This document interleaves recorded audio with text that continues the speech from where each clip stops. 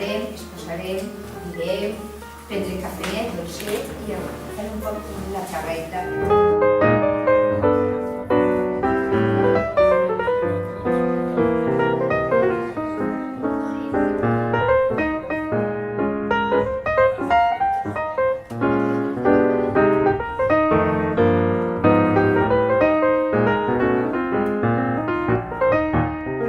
Ninguna conferenciante, ninguna ponente, ¿no?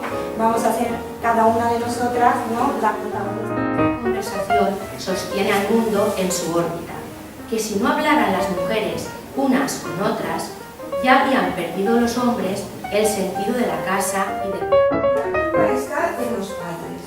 No educamos bien a los hijos.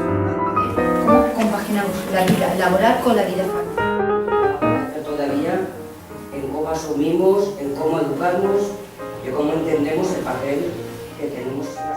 Y los medios de comunicación, evidentemente, y no ayudan en absoluto ahora mismo, están empeorando la situación. Si tu la teva personalitat la tires per terra o la teva dignitat la tires per terra i s'enxigna, es va per terra. El treball que s'està fent jo crec que està calmant.